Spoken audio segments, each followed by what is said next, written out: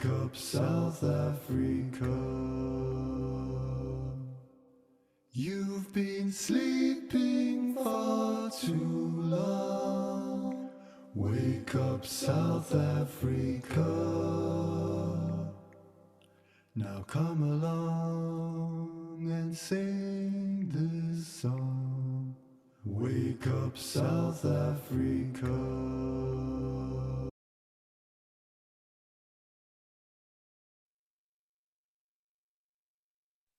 Hare Krishna, please accept my humble obeisances.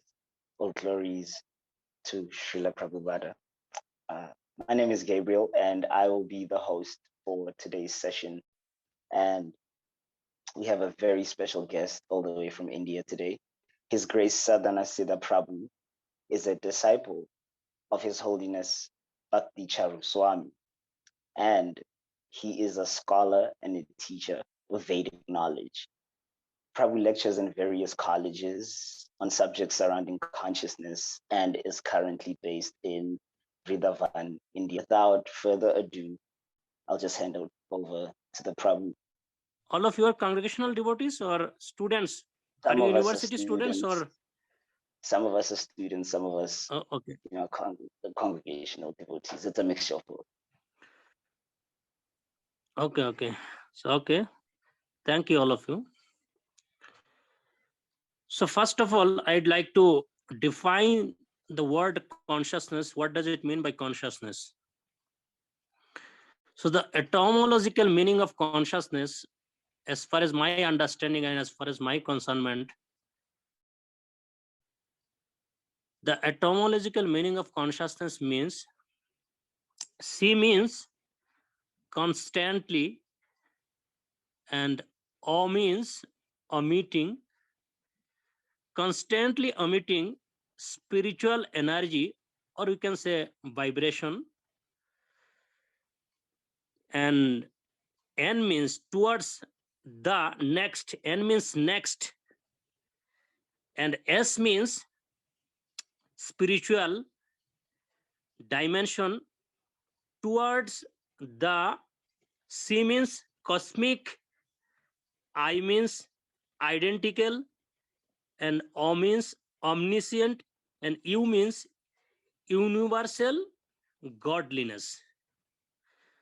So consciousness is something which constantly going towards higher dimension, because see, within our sense perception, whatever we perceive in this material world, all these sense perception are being perceived by our senses. First of all, whenever we see something like, as you are walking on the road, so your eyes are gazing at something and you're looking at something, and in this way we perceive some perception of this material world.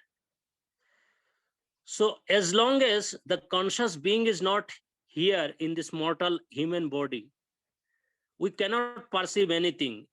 We can define like this. Like for example, do you think that any dead person can perceive anything? No, it's quite impossible, because dead thing cannot perceive anything. There has to be some living conscious being. So as long as the living conscious being is not there, we cannot perceive anything in this material world. There has to be some conscious being. So conscious means we can perceive, we can aware, we can feel, and we can do so many things as long as the conscious being, means the soul, is there. So the materialistic world, like for example, you know about Charles Darwin. He came up with this idea about evolution of consciousness. He says that evolution of consciousness means that we came, from apes or from monkeys, and all kinds of rubbish idea. These all kinds of, I have gone through all these books, but all these terms, even you'll find there are so many videos on consciousness in internet and YouTube also. So all these things are not actually based on spiritual platform, because the human beings, they have four defects. Four defects means in Sanskrit it is called like uh, Brahm, Pramad, Karnapatam, and Vipralisa. So Brahm means we are sure to be illusioned, because our sense perception are so limited in this material world. So with this limited sense perception, only we can perceive this limited material world. We can come up with so many ideas, like, how this universe came about, and how does all these creatures, like there are 84 living entities are here in this entire cosmos. So most of the people of this world, even if you study botany, biology, and there are so many things, biological functions of this body, they won't be able to define all these things, because all these things has not been defined, and there are no references in this materialistic books. As you go through like university books and these and that's also, see, you won't find all these things are defined in our college books, universities books, school books. So because all these things are not there, because spiritual thing and spiritual matter only can be perceived by spiritual consciousness, not by studying in university, college, and other things. Because all these things, all this knowledge are simply based on our mental perception. Mental perception means, like, there are three things. Most of the people, like when we define consciousness, and like if you go to English dictionary, so see, English language are very gross language. There is no subtleties within this. So if you come with this classical Indian philosophical books, like yogic books about Bhagavad Gita, and there are so many classical books, even great scientists like Albert Einstein, Newton, and all these modern scientists, they have gone through this book, and they have given, and they have come to conclusion, in a very wonderful conclusion about consciousness. And there are so many things, like for example, when we define these three words, like happiness, peace, and pleasure. So when we define in English language, like happiness, peace, and pleasure, so it appears to be very same. It appears to be very same. Like for example, happiness. When you define happiness, and when you go to give lecture on happiness, there are so many, peace conference, and there are so many things are going on in this world. But most of the people, they don't know there are three difference between this happiness, peace, and pleasure. Like for example, the word happiness actually comes from the body. How it is? Like for example, we have 10 senses, including mind. There is 11 senses. There are 11 senses. So with these 11 senses, we perceive this material world. Means we are seeing, eating, and doing so many things, evacuating, walking. So whatever means materialistic activity we are doing in this material world, with this material body, with these 11 senses, mind is far more superior than these gross senses, like 5 working senses and 5 knowledge acquiring senses.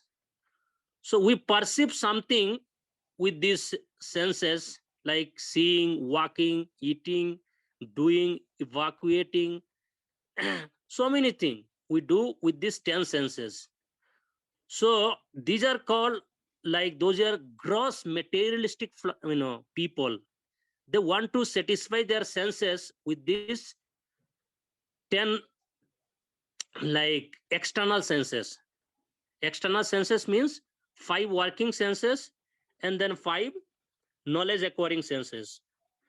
So with these 5 working senses and 5 knowledge acquiring senses, we perceive this material world. But beyond these 10 senses, there is another sense. This is called mind. And mind is the center of all other senses. Actually, mind is a vast subject matter. Another day I'll take maybe many session only on mind. Maybe 10 days or 7 days session can be taken only on mind, because mind is the vast subject matter. Because Western psychologists and Western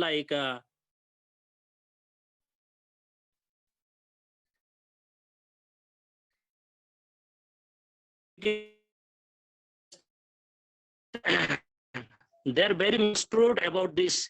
Most of they define, they mix up two things like mind and consciousness. Means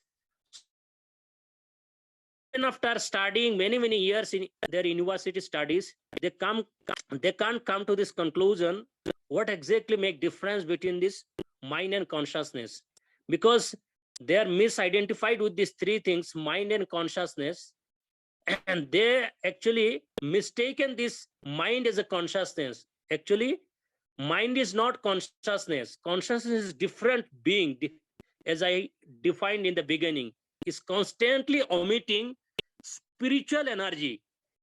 Spiritual energy, or you can say vibration, towards the next spiritual dimension. Spiritual dimension means cosmic. C means cosmic, identical, omniscient, universal godliness. That is called consciousness, the etymological meaning of consciousness. You won't find all this definition like in your dictionary and all other things. All these definitions have been given in a very wonderful way in Indian classical philosophical books. So that's what I request all of you go through this Bhagavad Gita, and our as far as you study, and then you go into Bhagavatam, and then more deeper into spiritual understanding. So first I defined the word happiness. Actually, happiness comes from the body, and peace comes from the mind, and pleasure comes from the soul. So peace, how does it work? Peace actually the inner meaning of mind. And all these people of this world, actually they are hankering after peace, but actually they misidentify with this peace and then happiness and pleasure, because peace comes from the mind. And as long as, like for example, peace is not constantly omitting something spiritual vibration. Like for example, now if someone says something to you, okay, you are not like this, you are like that. For example, you are studying in university. So as you are studying in university, so all of a sudden, exam comes and there are so many things. So you have given your exam and there are so many things. So your friend phoned from your university that, okay, what happened? Do you know? You failed in mathematics, you failed in physics, you failed in chemistry, you failed in many other subject matters. And you went for a picnic like in restaurant or in any other places with your very intimate friends. So as you have gone through all this system, and all of a sudden someone phoned you, hey, do you know you failed in such and such subjects? So what would happen to you?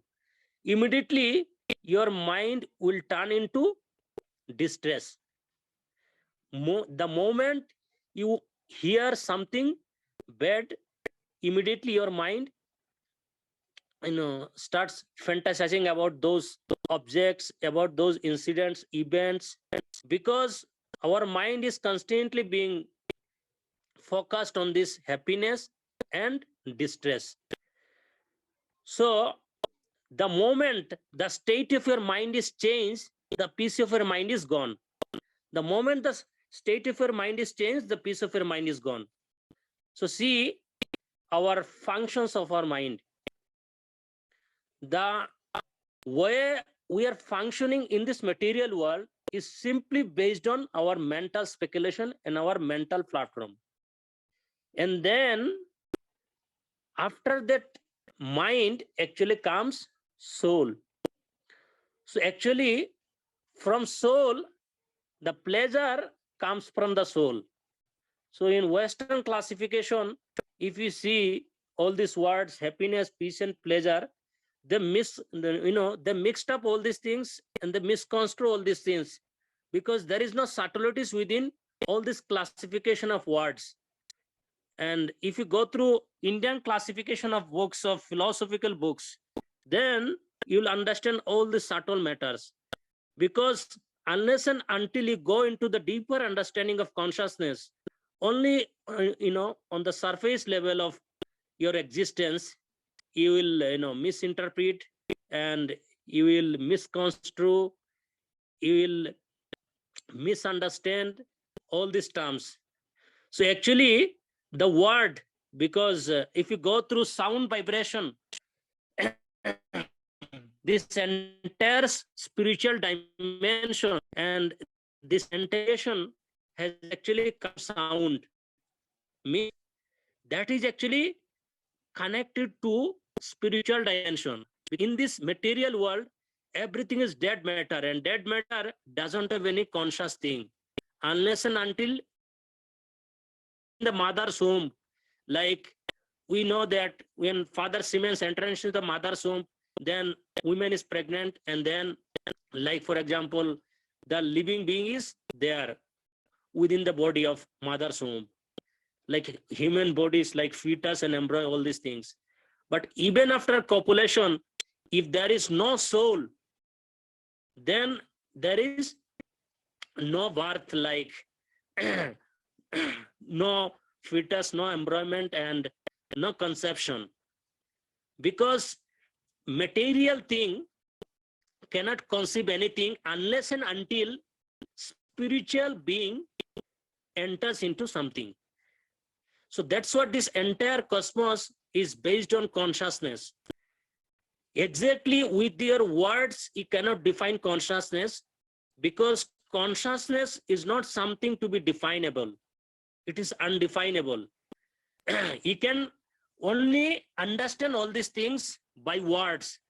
But if you go into the understanding of deeper spiritual dimension or deeper spiritual understanding of our philosophical books like Gita and Bhagavatam and all other books, because these all are written by our Vyasdev, the most Indian authors of all the Vedic philosophical systems of books.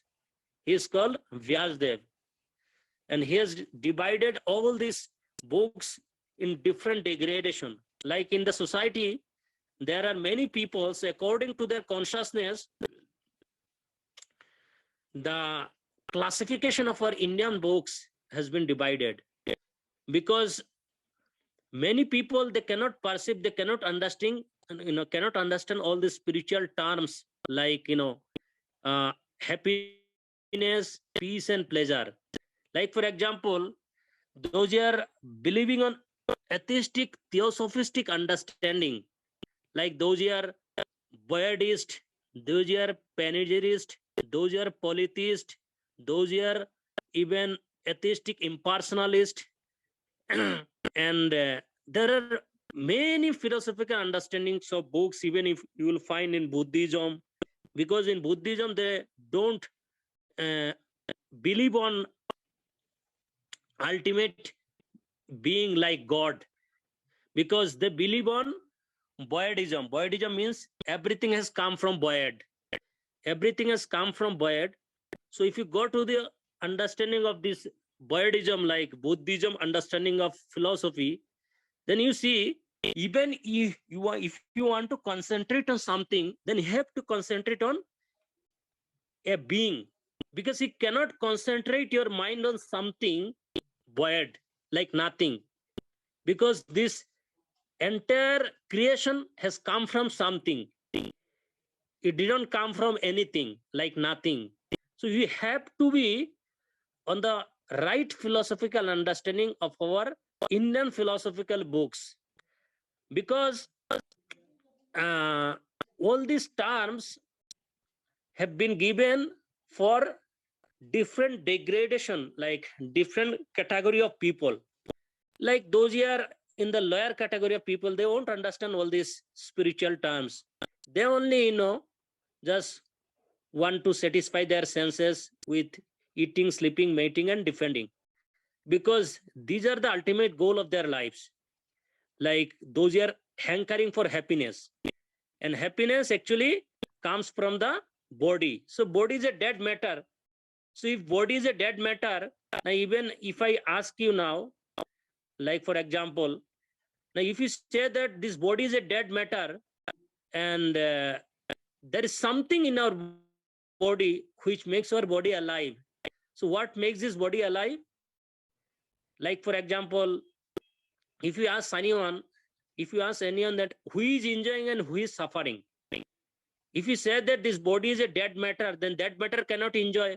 As long as we are living, still this body is dead matter, and when we will die, still this body will be dead matter. Then who is enjoying and who is suffering? If you say that this body is enjoying and this body is suffering, then this body is a dead matter. Then how can dead matter enjoy? Dead matter cannot enjoy. And then soul is a spiritual being. So soul is a spiritual being. Soul actually doesn't eat, doesn't walk, and doesn't do all these things. As long as the soul is there, like in the body, so we are simply a drashta. Drashta means we are simply a seer. We are perceiver of this material world, and we are perceiving this material world through the senses. Actually, we are a spiritual being, not product of this material world. We have come from another dimension, that is called spiritual dimension.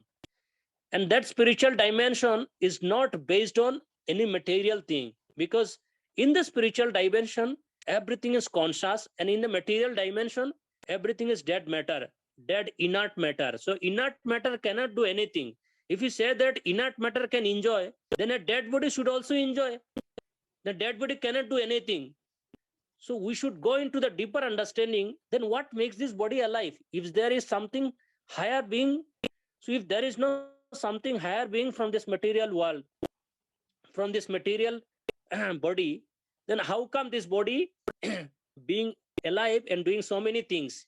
Because as long as the soul is there within this body, that's what we are doing so many things. But as long as the soul leaves this body, we cannot do anything. So this is simple understanding of our philosophical Indian books. But most of the Western classification and Western psychologist, Western doctor cannot define all these things, because their perception simply based on material conception. Because what do they believe? They believe only in like whatever they can perceive through their senses. Okay, we can see, if you can see something, then only we will believe. But can you see atom, like atom, proton, electron? There are so many things. Even if we go on to dividation and classification, then you won't find, and even you can't see with this microscope and telescope. There are so many things. Like if you at night, if you want to see all the stars, constellation, galaxy, and all these things are moving around this orbit. So how we'll find all these things? With your microscope and telescope, you can see only limited thing. How far your microscope and telescope can go to the far away into the sky, and you can understand all these things? No, because your instrument is also based on material perception. Your instrument is also based on material perception, and your senses is also based on material perception, because our senses is limited. So with this limited senses, you cannot perceive anything unlimited, because spiritual world is completely based on unlimited, infinite, and you can go on or adding adjective, infinite, infinite, and then unending, endless. So the spiritual dimension is completely beyond our sense perception. So that's what those are materialistic people. They just, want to find happiness with this body, with these gross senses, because happiness depends on gross senses from the body, and peace actually comes from the mind, and pleasure comes from the soul. Like in Indian classification books, the word happiness has been divided like sukh means happiness, and peace means shanti, and pleasure means ananda. You must remember these three things. They're completely different from each other. They're not the same thing as you define in English language, in English vocabulary. Okay, peace, happiness, and pleasure. Like if you say someone in a respected way, okay, you are. So in English, okay, for everyone, you use the word you are. You use the word you are. Like when we go to make any sentence in English structure, in English grammatical way, okay, I am going to school. I am going to school. So I is the subject, going to is the verb, and object is school. So consciousness has to be projected on something objective. There is subjective consciousness and there is objective consciousness. I'll define in another class because this class will be long. So there is subjective consciousness and there is objective consciousness. Subjective consciousness means like I am going to school. So if you don't define the word school, I am going to university, I am going to any object, like you have to add the word, object like school. So if there is no any object, then where are you going? For example, you are riding a car or bicycle and you're any vehicle. So as you are walking on the road, or as you are riding a bicycle, and as you are riding a motor car, so if anyone asks you where are you going, and you say, oh, I don't know, so what he would think? He would simply think you are a fool, number one. So he would simply think you are a fool, number one. Why? Because you don't know where are you going. Okay, you say, okay, I am not, trespassing or doing anything. I am not, like crashing on other vehicle, or not doing anything like nonsense. Okay, I am going on my way. So as if you are going on your way, but you don't know where are you going. If you don't know where are you going, then what is the use of riding car and bicycle and motor car and all this thing? Because you don't know your destination. So the consciousness has to be destined on something. Has to be destined on something. Has to go from this dimension to another dimension, because consciousness is a living thing and happiness is a dead thing. Peace is also dead thing, because peace comes from the mind. Mind is not an eternal being. Mind is also a dead matter, and happiness is also a dead matter. So dead matter cannot do anything on his own, and also mind also cannot do anything on his own. The spiritual being means pleasure is infinite because it coming from the soul. So pleasure is coming from the soul, and it's the inherent and intrinsic nature of the spirit soul. It is the intrinsic nature of the spirit soul, and spirit soul is infinite like also God, because as Krishna says in the Bhagavad Gita, we are part and parcel of the Supreme Lord. So as we are part and parcel of the Supreme Lord, because Bhagavan, like the God, is omnipotent, omnipresent, omniscient, and that's what, being a part and parcel of the Supreme Lord, we are also omnipresent, omniscient, and omnipotent in some extent, qualitatively, not quantitatively, because most of the Western understanding that, okay, ultimately we can also become God. We are God, and this and that's also, there are so many nonsensical or nonsense philosophical idea, because a living entity at any amount of time, they can never become a god. So this kind of idea even in Buddhistic philosophical, I have gone through Buddhistic philosophical book, and some extent in Christian, and there are even within our India also, they have this kind of atheistic theosophical understanding, like word called theosophist. Contextually and semantologically, and there are many Western doxographer, they go through all kinds of philosophical understanding of God, that okay, ultimately we can also become God. No, we are part and parcel of the God.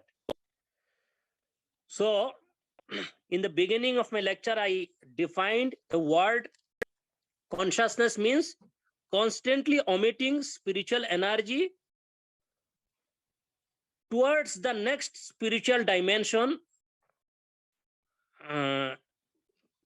constantly omitting spiritual energy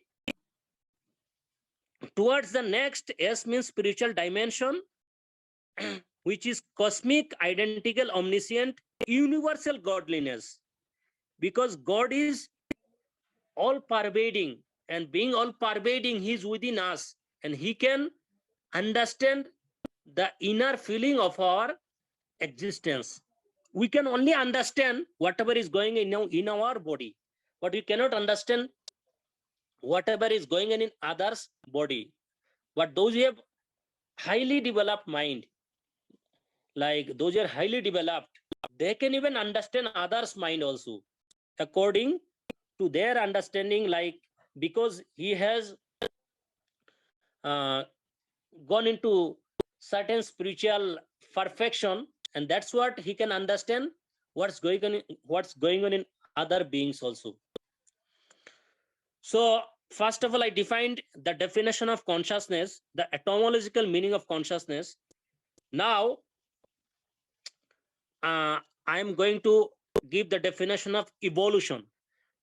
Now evolution means, the word evolution means it's constantly being evolved. There is word called evolution and also called devolution. Devolution means is constantly going down, and evolution means is constantly going towards the higher dimension, means is constantly being, constantly being changed, or you can say like is being formed into another substantial spiritual understanding. Means it's going to deeper and deeper and deeper spiritual understanding. And when our consciousness is projected towards this body, then only we can, we just want to enjoy in this world through this body.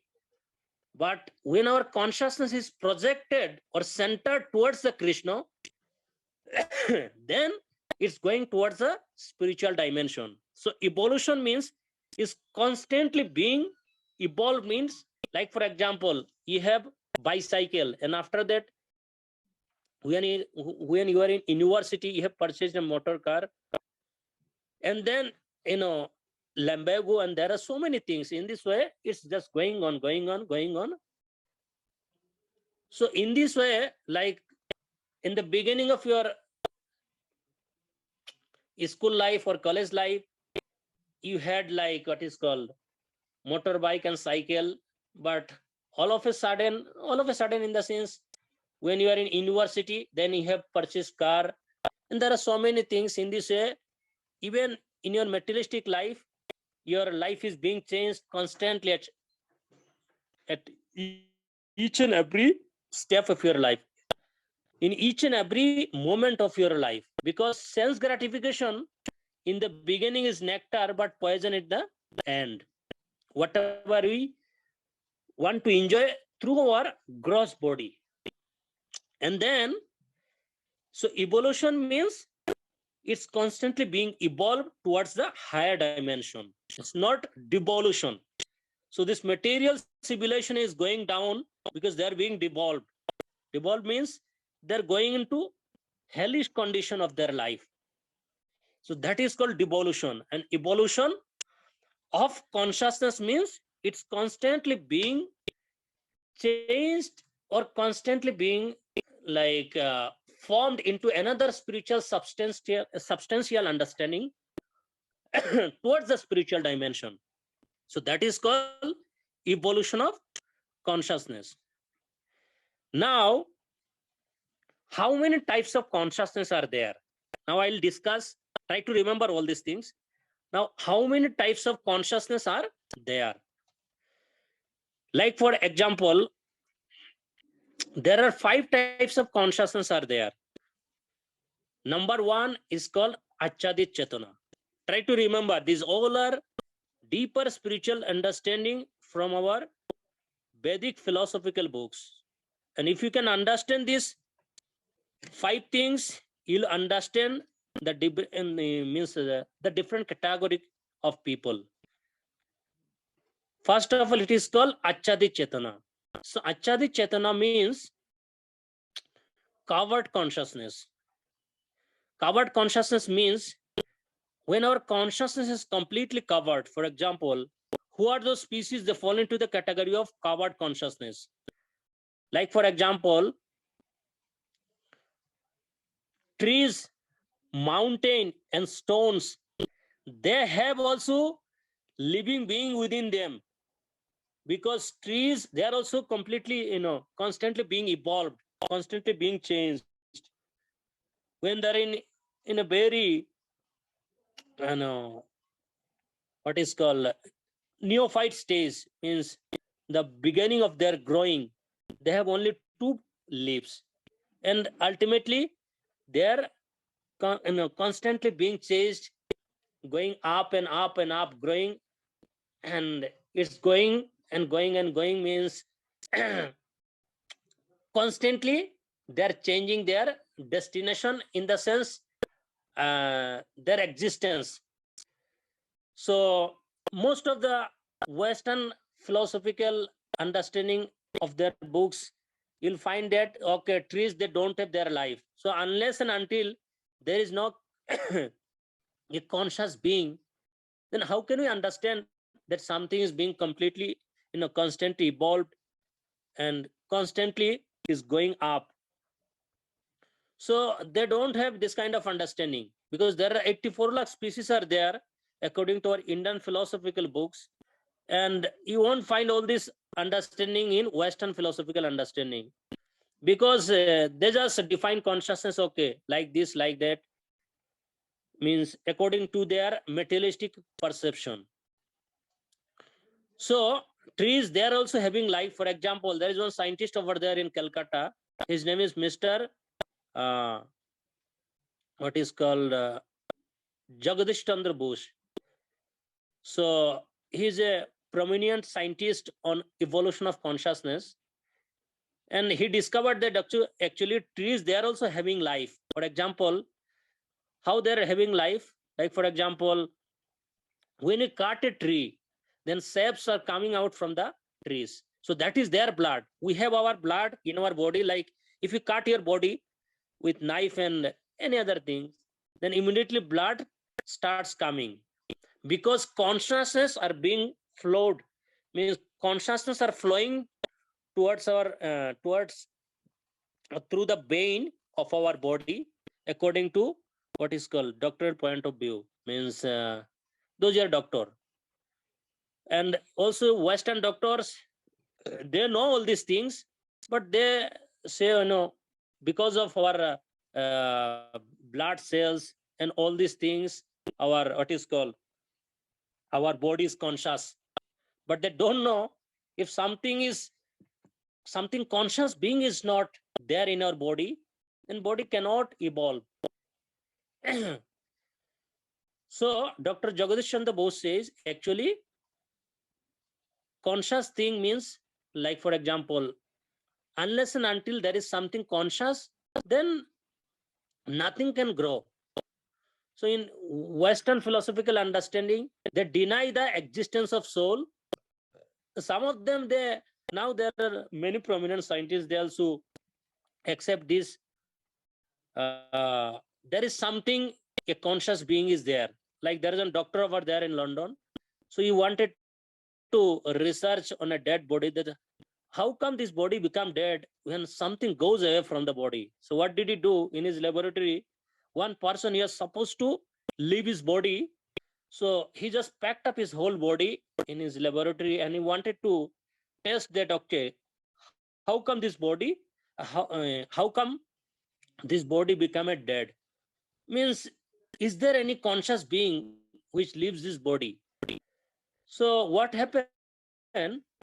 He just packed up his whole body, and then the body was lying on in a bed, and then all of a sudden there was no sound came out from the. He just packed up the whole body in a glass, what is called in glass, so that even air cannot pass through. So all of a sudden he saw that there is a blast and something went away from that glass. And then the doctor understood, no, something is there, although we cannot define consciousness, something is here in this body. When this conscious being goes away from the body, then body becomes dead. So all these things already has been discussed in our Indian philosophical book in billions and trillions years ago, not in a few days back. So what happened? Dr. Jagadish Chandra Bose, he says that actually trees, they are also having life. Trees, they are also having life. Why? Because they are constantly being evolved. So trees and also stone, they are also having life. Like what we used to do in our childhood, we used to dig the soil and we used to put stone in within the soil. So what happened, like after 50 years, after 6 months and 7 months, if you take up the stone from the soil, and then what would happen? You'll see the size of the stone has become a little bit bigger. You can examine it, and also you can taste it in your practical life. You can do. So there are two kinds of stone, like living stone and dead stone. I'm not speaking about this dead stone. I'm speaking about living stone. I'm speaking about living stone. So this is called covered consciousness. And covered consciousness, and then Achadi Chetana, and then comes Shankuchi Chetana. In English, Sanskrit, it is called Shankuchi. Shankuchi means shrunken consciousness. Now little bit higher evolving consciousness, like Achadi Shankuchit. Shankuchit means, okay, I forgot to tell about mountain. Even in India, there are, you won't understand how, you will say that, okay, how come it could happen? Like for example, in India, there are called Bindu mountain, Himalaya mountain. They all are actually living. You won't understand through your material perception, Kailash, Parbat, like mountain, they all are being actually. So I'm not going into that because that is from our Indian philosophical books. Then you might tell, okay, this is a mythological story. So I'm not going into that. So covered consciousness, and then comes shrunken consciousness. So who are those species? They fall into the category of shrunken consciousness. Shrunken consciousness means, like for example, like those are animals, like dogs, hogs, SS and camel, and all these animal, they actually fall into the category of shrunken consciousness. They are much more evolved than this lower being, like trees, mountain, and stone. Because at least they can speak, they can walk, they can eat, they can do so many things, they can express their mood. Even trees, they're also eating. They're also like sucking what is called flavor or from soil, and they're also getting nourishment from soil. So that is their food. And when you cut a tree, then saps comes out from the tree. That is their actually blood. So shrunken consciousness means who are those species? They fall into the category of shrunken consciousness, like animals. So they fall into the category of shrunken consciousness. Shrunken consciousness means at least actually they can exchange their mood, they can express their mood, they can walk. Like for example, in the village, if one dog starts barking and if one jackal starts howling, then another jackal also starts howling. How? You'll see in the village because they can understand their language. They can understand their language. We can't understand their language. That doesn't mean that they don't speak. They can understand their mood, but we don't understand their mood. That doesn't mean that they don't speak. They do speak. They do speak and they do understand their inner feeling also. Like if you go to geographical channel, so in geography, what you would find in geography, like for example, you'll see the feelings of even animal. I'm sorry to say, now human beings they have become so like what is called cruel and ruthless that they're killing their fetus and embryo within their home. Like for example, if you go to China and South Korea, all these countries, they're doing all kinds of rubbish thing. Why? Do you know why this COVID is happening? Because of our sinful activity. People, they don't want to believe on sin, they go on doing all kinds of nonsense thing, and then nature let loose a very contagious and very venomous disease called COVID, and there are so many things. So in South Korea and Japan and China, if you go to those countries, they're doing all kinds of nonsense thing. They're killing human fetus and it is being fried up in restaurant and they're eating all this human fetus. Such a ruthless thing. Have you ever heard that all these animals, they're doing all kinds of nonsense thing? No, they never do all kinds of nonsense thing. Even animals, they have their feeling. They never kill their human fetus, their embryo within their womb. So they're doing all kinds of nonsense thing. And that's why this nature let loose a very serious venomous disease in this material world. That's what since last 2-3 years, all these living entities, like for example, all these living entities actually, they are suffering. There are 3 greatest sin in this world. One is called killing the human embryo fetus within their womb, and then another is called cow killing, and another is harassing or what is called raping women. These 3 things are the greatest sin in this material creation. So covered consciousness, and then shrunken consciousness, and then called blooming consciousness. Blooming consciousness means those are general human beings, they fall into the category of blooming consciousness. Like for example, those are general human being means now human beings they're also categorized in different way. Like for example, there is one professor over there in Harvard University. His name is called Mr. E.O. Wilson, and he did research on ecology. He was a preeminent ecologist for many decades. Do you know what did he research in regard to human being? He says, imagine if all human beings wiped off from this planet of Earth, even if there is not even a single human being on this planet of Earth, what would happen to this Earth planet? He says the Earth planet will benefit immensely, and the global warming will be repaired back, and the degenerate rainforest will be regenerated, and the extinct species will be revived back, because physically we human beings are the most unwanted species for this planet of Earth. So human beings, he says that human beings are the most degraded being in this entire creation, because actually human beings, they're destroying their nature, not other beings. Except human being, no other being, they don't create any what is called disharmony in this material world. In this material world, Only human beings, they do all kinds of things. So covered consciousness, and then comes consciousness, and then comes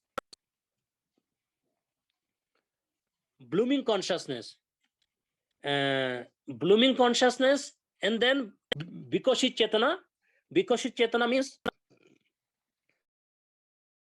like for example, Bikoshi Chetana means it's more evolving human being. Bikoshi Chetana is those who are walking on the spiritual platform. Means they have come to the spiritual understanding. Okay, we are not this body, we are a spiritual being. So they have understood the spiritual understanding of Indian classification, philosophical books. Sorry. So that's what they know, that who am I, from where we have come, what is go for life, why do bad things happen to good people, and after death, where we will go. So they have come to this understanding. Okay, we are a spiritual being. We are a spiritual being. That's what they're on the spiritual platform. Achadi Chetana, Shankuchi Chetana, covered consciousness, shrunken consciousness, and then Mukuli Chetana. Mukuli Chetana means you can say blooming consciousness, and then Bikoshi Chetana, more blooming, and then Purna Bikoshi Chetana. Purna Bikoshi Chetana means, like for example, completely bloomed Krishna conscious people. Completely bloomed means, like, there are so many examples can be given. For example, when you go to a garden, then you will see there is, like for example, a flower. So when lotus petal is completely, when it is completely closed up in the initial stage of their blooming, it's completely closed up. It is called covered consciousness. Then it is being little bit shrunken, and then covered, shrunken, and then called Achadi Shankuchit, and then Mukulit. More bloom, and then because it's more blooming, and then Purna Bikashit, it is completely bloomed. So that is called Purna Bikashit Chetana. Purna Bikashit Chetana means is completely purified consciousness. And in that purified stage of our consciousness, you can understand the spiritual dimension and spiritual realm, because you are a spiritual being. That's what. So these are called 5 types of consciousness. Achadi Chetana, Shankuchi Chetana, covered consciousness, shrunken consciousness, and then Mukuli Chetana, blooming consciousness, and then Bikashi Chetana, more bloomed, and then Purna Bikashi Chetana means fully bloomed. When flower is completely bloomed, then you can understand the spiritual realm, means spiritual dimension. So for that reason, we have to go through our like daily meditation on our chanting and our daily activities of our spiritual life. In this way, if you go on serving the Lord, then only you can understand the spiritual dimension. Should I discuss more, or should I pause? Hare Krishna. Haribol, I think we are beyond our scheduled time, actually, Prabhu. Oh, So okay, now I okay. think it's time. It's time for questions. So if anybody Okay. has a question, you can type it in the chats, or you could just raise your hand and you'll be unmuted.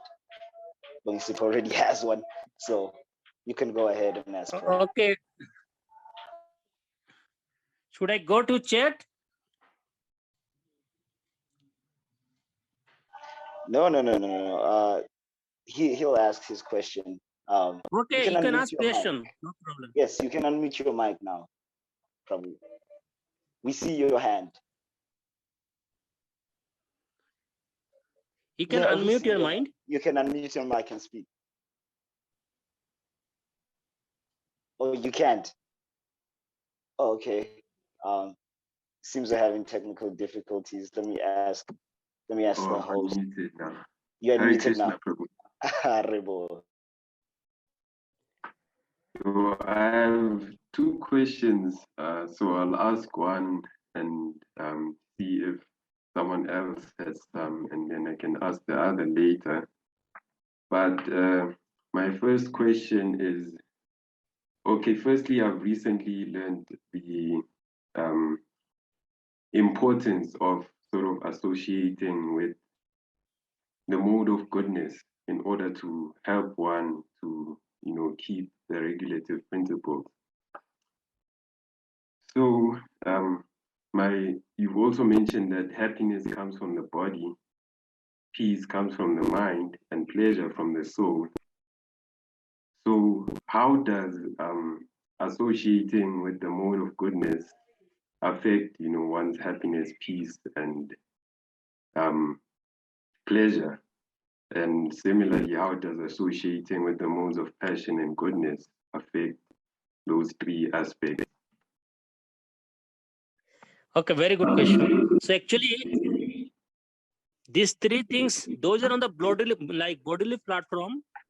I can say from my understanding, actually, they are on the mode of like ignorance and little bit evolved of our conscious state, like for example, on the understanding of peace, it's little bit better than even like from the gross material platform of our bodily conception of our life. Because they're little bit evolved then from the gross material body. So peace, we can say like in the mood of Rajagun, passion, it's required like those who are working even now in office and those who are teacher and those who are employment in the company and those who are different categorized, and people are being differently categorized. Like for example, there are different classification of people, so they fall into this category. Like as I told, they are little bit on Rajagun, they are on the bodily platform also, and at the same time they have also peace in their mind. Both are required, because in order to survive in this world, you have to work in this material world. Otherwise, you won't get anything to eat. Am I right? So you have to be on that platform. Yeah, but at the same time, you have to also keep peace in your mind. Because if there is no peace in your mind, you can't even work on the bodily platform. Because if mind is bombarded with all this nonsense philosophical idea, if mind is not peaceful, even if you go to office and you are sitting in front of computer and doing and typing and doing all these things, if your mind is somewhere else, if your mind is not peaceful, then you can't what is called work even, because mind is 1,000 times powerful than this gross material body. Gross material body is 1,000 times lower, than higher evolving mind. And then when you come to the complete spiritual understanding, okay, I am a completely spiritual conscious being, then that is called goodness. But when this state of pleasure goes on, it's unending, uninterrupted, unflinching, unmotivated, endless, unending. You can go on, adding adjective like this, because there is no limitation of spiritual understanding, limitation of spiritual pleasure, means ananda. You can go on like this. So you can categorize these three things on this three level: mood of passion, mood of goodness, and mood of ignorance. Those are completely on the bodily platform. They are on the mood of ignorance. Those are completely means more evolved than those are being presented on bodily consciousness. And the more sophisticated people is even within human category is called like those are on the platform of pleasure, like ananda. And that is the ultimate goal of our life.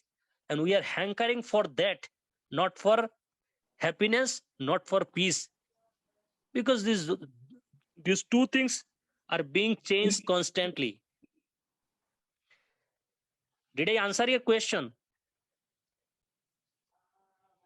Yeah, very nicely answered. Um, I will give others an opportunity to ask, and I will hold my second question and see if others can ask first. Okay. Already there's a comment on the chat panel, and I'll read it for you, Prabhu. It's from Savya Sajid Das, and he says, Krishna says in the Bhagavad Gita, one who is not connected with the Supreme in Krishna consciousness can have neither transcendental intelligence nor a steady mind, without which there is no possibility of peace. And how can there be any happiness without any peace? Yeah. Happiness actually, when Prabhupada used all these words, these all these terms have been used for all kinds of people in this world so that they can understand. Because as I told, all these things cannot be understood like from our materialistic point of view. In the beginning of my lecture, I already classified all these things. If you go into more understanding of philosophical books, more deeper understanding, Prabhupada says in a right context. But when do we understand these things in our perspective, means in our point of view, then that is different thing. So absolutely right when Prabhupada says that unless and until we have spiritual intelligence actually comes from spiritual understanding of our Indian philosophical books like called Bhagavad Gita and all other things. So when Prabhupada says about this peace, pleasure, and like he did not categorize like this because his his book was actually for all kinds of people of this world, even for scientific people, philosophical people, and then gross materialistic people. So all these people actually they're categorized because Bhagavad Gita is for all of them, not for only our like so-called Hindu religion, so-called Christian religion, and so-called what is called Buddhist and Jainism. In India, okay, in the Western countries, it's good they have only this understanding of Buddhistic and Christianity. But in India, there are so much hodgepodge is there. So much hodgepodge means not only Hindu, there are like hundreds of caste, creed, religion, and there are so many things are there. But in the West, there are only 2-3 classification. Okay, Buddhist, Muslim, Christian, Hindus are there. So they fall on this category. So when Prabhupada spoke about this and Krishna spoke about this, he spoke about for universal religion. He did not categorize about all these things for like for classical Indian Hindu people. Bhagavad Gita is meant for all kinds of people.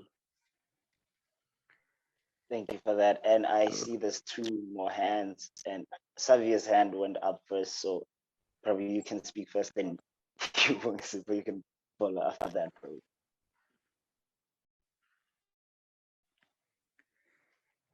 Yeah, okay. You can read comment. Hare Krishna, Sadhana Siddhi Prabhu. Thank you very much for this very engaging class and really taking us into the different understanding around consciousness and the evolution of consciousness. I just wanted to first acknowledge. Actually, this is only glimpse of consciousness. I can speak maybe 2-3 hours more. I just could not even finish. Only this is the Yeah. beginning. Yes, we will make some arrangements that we can really go in deeper with you.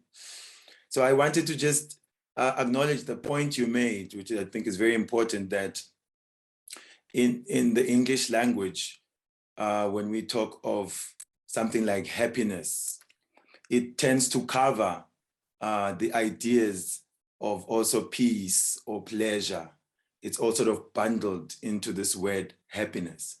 Whereas within the Vedic text, then it's classified, even happiness broken down, sukh, which is, more on the sensual platform, than ananda, more blissful from the soul.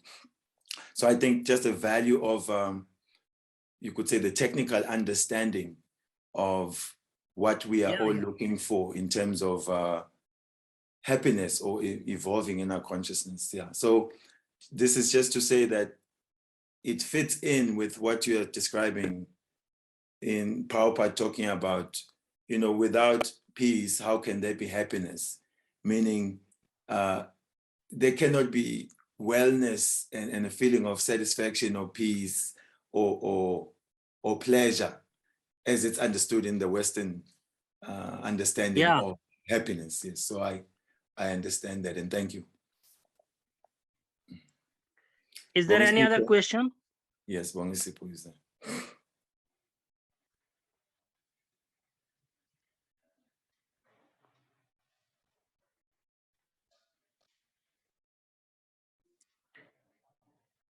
Yeah. Who raised his hand? He can ask question. Yeah, Prabhu. So firstly, I agree with Sabyasachi Prabhu. I would like to have another class in future, go more in depth. Yeah, I can conduct lecture even on mind, maybe 10 days, 2 hours. There is very deep understanding. I will completely clarify all your misconception, all your misgivings of mind. I will divide this whole entire world of philosophical books with our Indian classical books. That would be very lovely, Prabhu. And my second question actually is linked with a misconception that I've had for some time. And that is, I've always heard that, thinking, willing, and feeling, it comes from the mind. So that makes it hard for me to sort of discern or differentiate between the mind and the consciousness. So what is exactly the difference in relation to thinking, willing, and feeling? Yeah. In English language, you cannot define all these things, and all these things are not defined in a very classical way, because there is no subtleties within English language.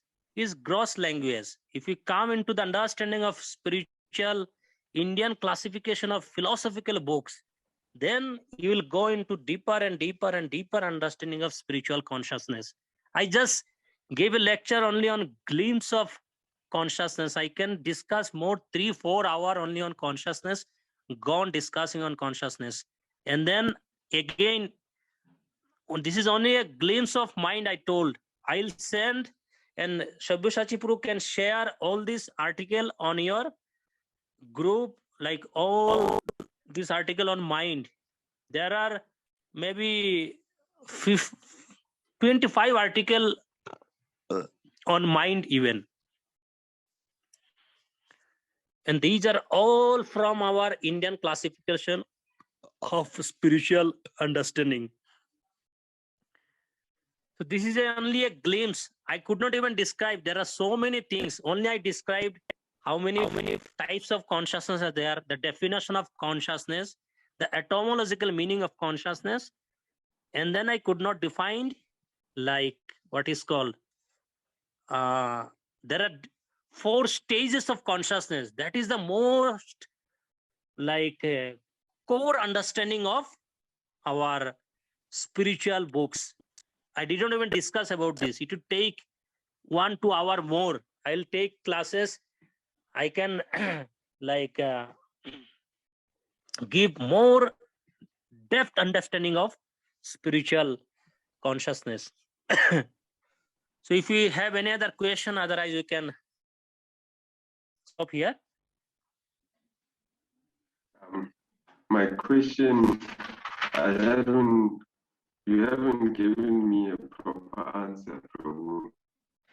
Yeah, I have seen all this talk So can I repeat my question? in YouTube and all these things.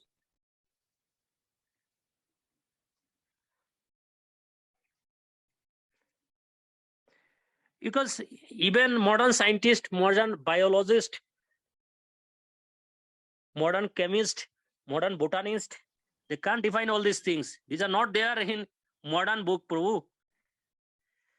These all are there in Indian classification of our Indian philosophical books. So someone else raised his hand. Who has? Yes, Prabhu, there's a question from WhatsApp, and it reads, why does it seem to be a nationalistic undertone of Indian ownership to what is to be understood as the eternal culture of all souls? Very good. See, actually, we all are, part and parcel of our spiritual father. Like I have gone through Bible. Jesus himself says that I am the son of God. So I have gone through many books. So actually, it's not Indian culturistic book, because all this, don't mind, I'm not hurting you. All these things actually have come from our Indian philosophical understanding. Like, for example, now if I go into the whole world history, Lord Jesus himself came to India and he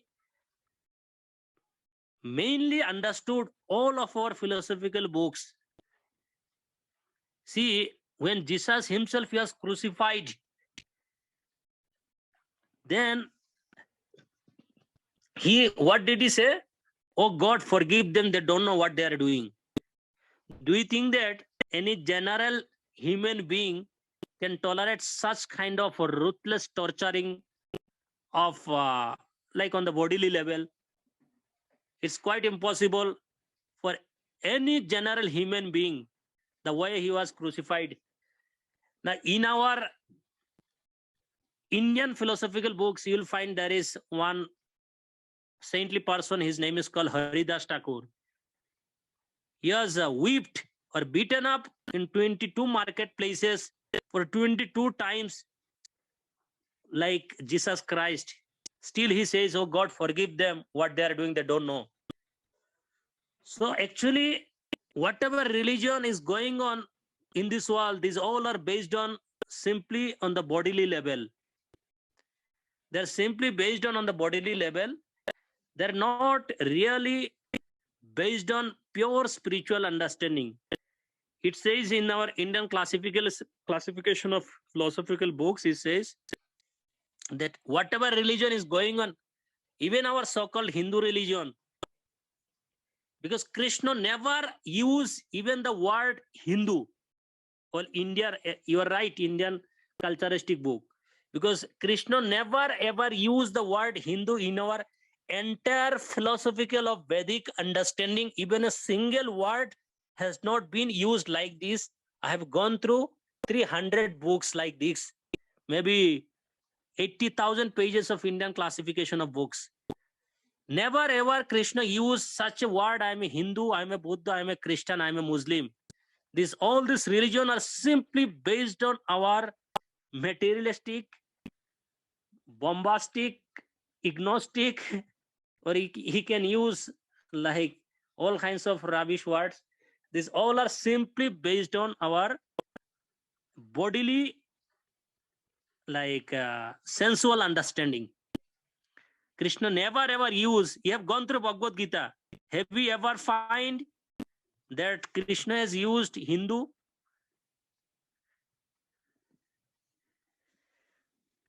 Hare Krishna. Ask him. I do not recall. I do not recall myself. But there is a vast number of questions coming in the chats, and most of them are You can centered ask. around. Most of You them are can go centered on asking. around this particular subject as to, is this knowledge, universal truth, or does it have like a specific, like group of people, a demographic that it's for? Like, is it Indian or is it universal? And is Sanskrit Indian? Like that's the question that is constantly arising in the chats. And Yeah. another one is You see, is probably saying that first, the institution one of question. belief One. at a time. Okay, cool. Like, you have heard about the Max Muller, na? You know about Max Muller? Yes. Yes. Yes, I know.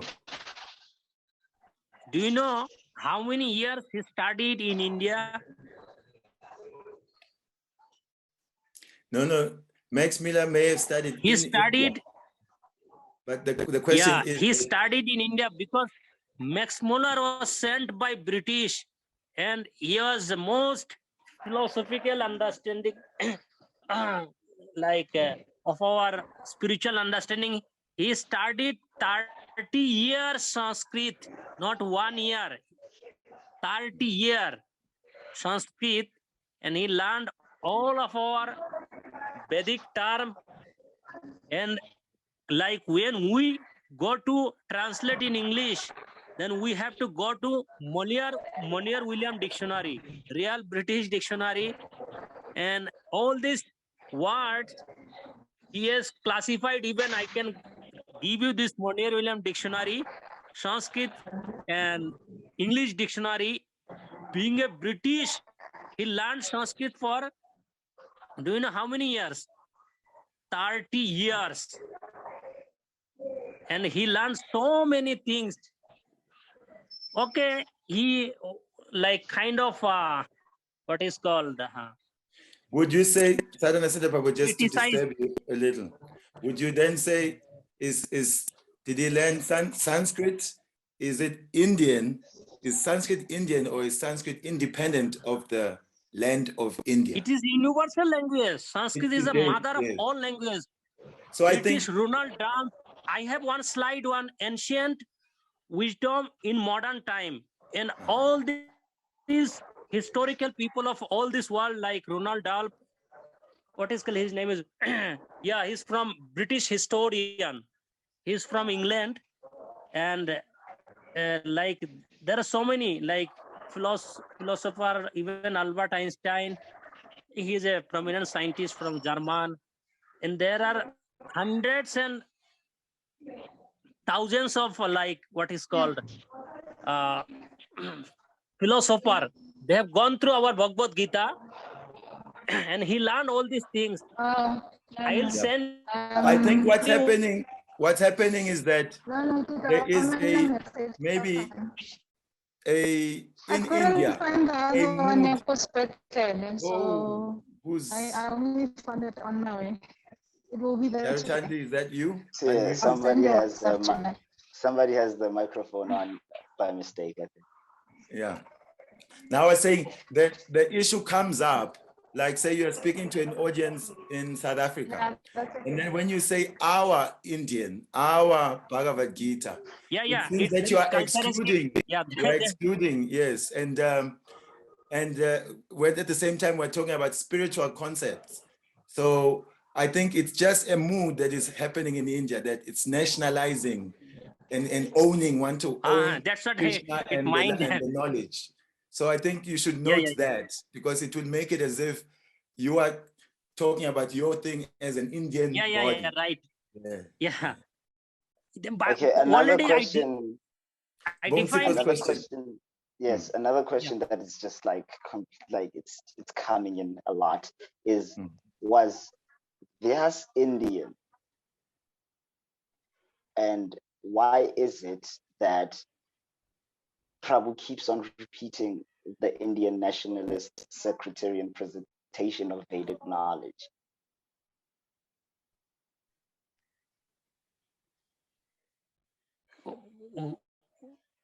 Can I I'll read repeat it again. again? Can I say it again? I'll repeat again. It says, was Vyas Indian? Maybe I'm pronouncing the name wrong, but then the name is Vyas. And did he say he was? And why does Prabhu keep on repeating this Indian nationalistic sectarian presentation of Vedic knowledge? No. I did not mean that Indian sectarian religion. I just wanted to give you the understanding of our Indian philosophical books. I did not criticize any book. I did not criticize Bible and did not criticize all other things. I just wanted to give you understanding. If you go into the more deeper understanding of spiritual conception or consciousness, then you should actually what is called. I just gave an idea. You should go into more deeper understanding of our Indian philosophical book. Okay, I use the word Indian because soul is not Indian. Soul is a spiritual being. And I already mentioned whatever religion is going on in the name of religion, these all are cheating religion. These all are based on our mental conception. So I am not on that Indian I think sectarian Siddhi Prabhu, I think what you're presenting is very wonderful and we're ready to take it. I think you should note that try to avoid saying it's Indian, rather say Vedic knowledge, because when you say Vedic, then you're talking about everyone. But when you say Indian, you are making it only for Indian people.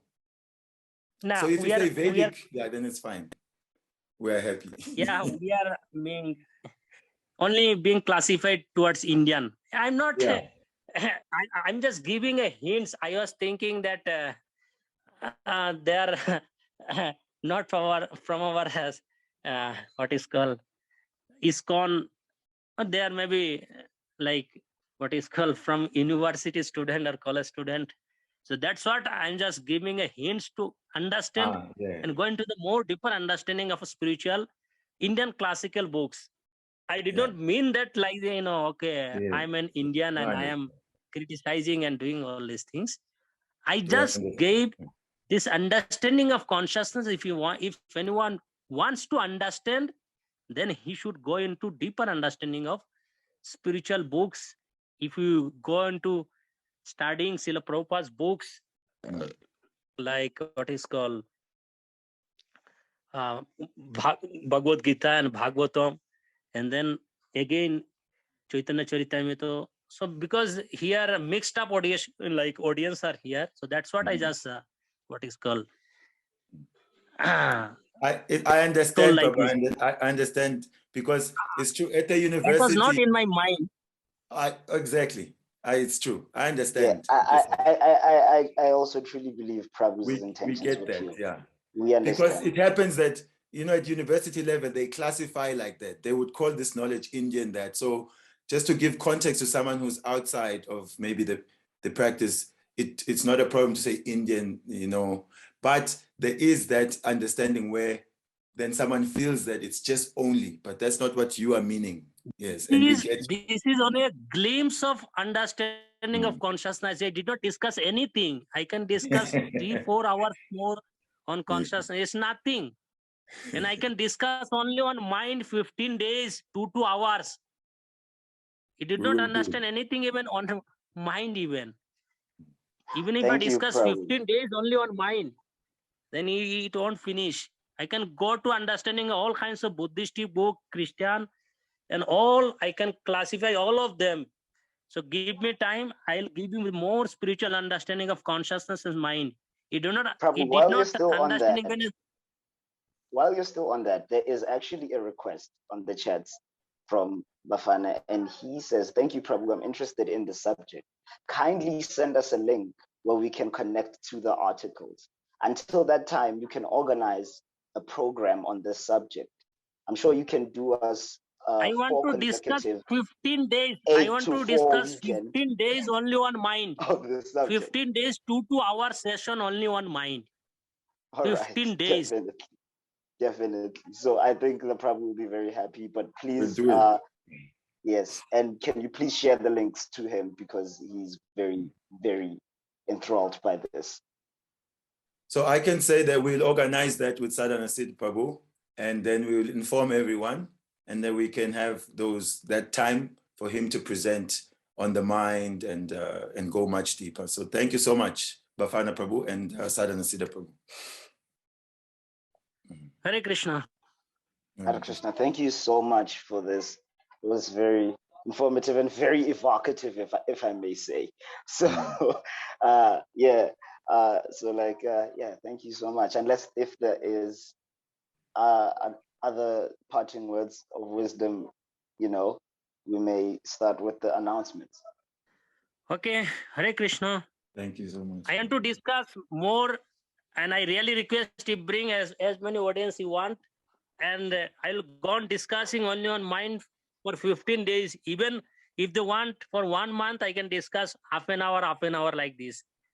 But first of all, we have to be clarified all this point very philosophically and from very core understanding of spiritual books.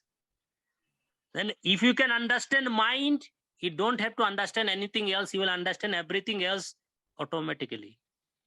Okay. Hare Thank Krishna. you so much. Hare Krishna. Please, if you have any form of donation, you may use the details that are on screen right now to donate and help us further this information and knowledge to everybody who can receive it. With that said, I will close the session, and thank you very much, Prabhu,